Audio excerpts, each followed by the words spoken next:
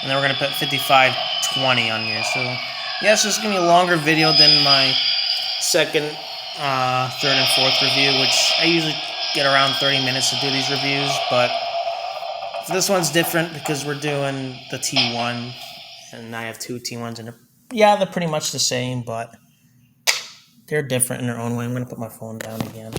So that, there we go. Now, 5520, if anybody has seen the details earlier with the locomotives, their whistle placement on top is at a different location. Obviously, there's no marker lights on the side of the shark nose. At the front of the nose for 5520, they're more so near where the shrouding is, at the top, along with the number boards. As you can see right now, I got the engine fully on. It's ready to go. Just gotta double check. Always double check that your engines are ready to go. Get the caboose back on there. But here you can see there's the whistle. And it's different than the location on this one.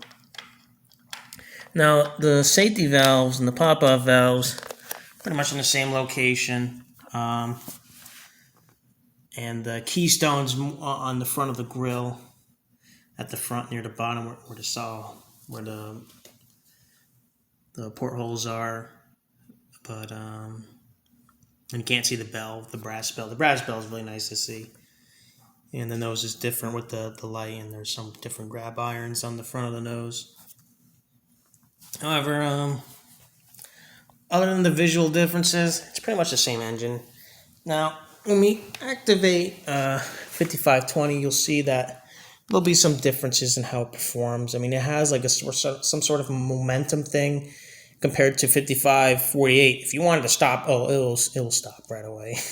Not right away, but it'll stop very soon, as soon as you want it to basically kill the power to the motor on the controller. Which, this one, 5520, it will, if it was double heading in front of this, it will pull it. I mean, it will have a tough time trying to pull it as it slows down. But it's strange. I don't know why. I guess they're different decoders or something, and they don't have all the features from the initial decoders or something. I don't know. I really don't know. I can't get into the code in these things. I'm not a professional coder or anything. I know basic stuff on Arduino and whatnot, changing values on those codes, but create code, don't even try to ask me. So we'll power this up again. Put in the address of 5520. We're gonna call her right now, and then none of the stuff is activated, so let's just do all the activation. Same sounds as the other T1.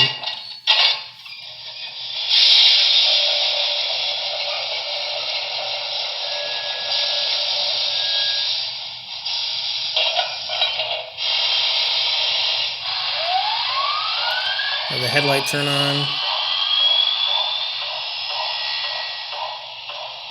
See, as you can see, the auxiliary lights are on for the number boards and the position lights, although on the marker lights, they're not green, which is interesting. They're white, which sometimes they are, and that's fine.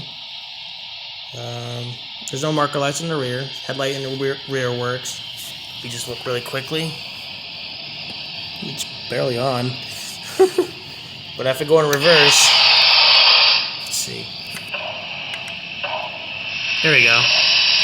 Oh, slight derailment. Oh my gosh. Like I said, these tenders, their 8-wheel arrangement is just strange. Alright, so let's go forward.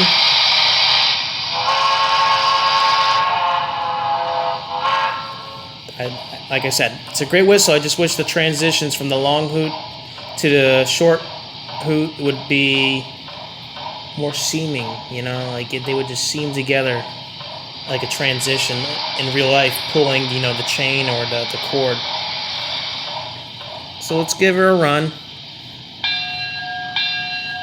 Rolled from a slow start.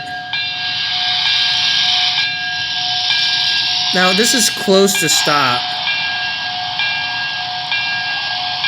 It stutters just a bit, but then it'll go.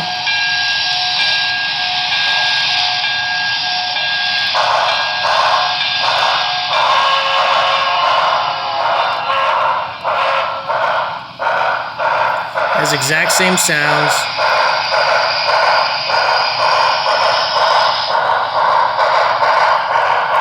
Going to 1. Let's go to 2. So it'll take some time to go to 2. And then I'm going to go 3. There we go. So it has like this momentum speed up. There we go, it's still doing it. Well, 55:48, it'll go there. Pretty quick. There she goes, on the back.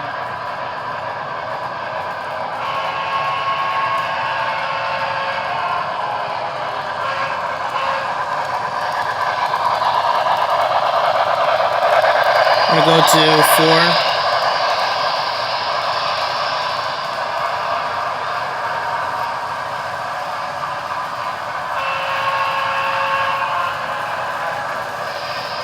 And she can smoke.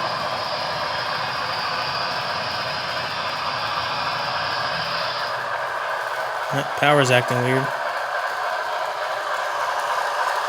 No smoke, but that's okay.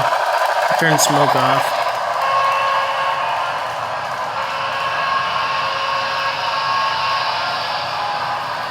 And then as soon as she comes back around, we're gonna basically cut the power and you'll see the momentum. Alright, so let's do that. Oh no, never mind. But when it starts up from like the brakes, I just put it back up to 4 again.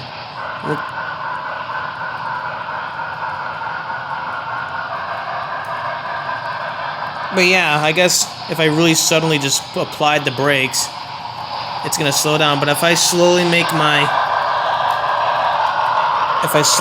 this go down, it has momentum. Unless I suddenly just drop it to 0, it's gonna break. Meaning it'll apply the brakes. So we'll do that.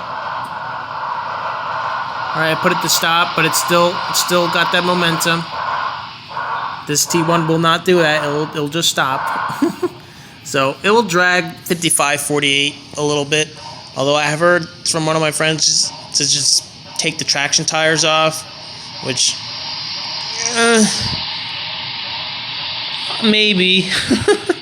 They don't really have to necessarily double head all the time. I'm not gonna plan to do it all the time. It's just a pain in the butt that I can't really double head them without one dragging the other and possibly screwing up most likely both of their traction tires. So I'm not gonna really do that. So we're gonna just back her up. I haven't had an issue with 5520, probably because I haven't run her much on the other layout. And since it's probably got the original decoder that I had when it came out, because I bought this one from Train World and it's probably been sitting at the store for a very long time, it probably still has that decoder that would probably shit on me as soon as, I don't know, a wandering Atlas just has issues on a point or something. But for now, she runs great.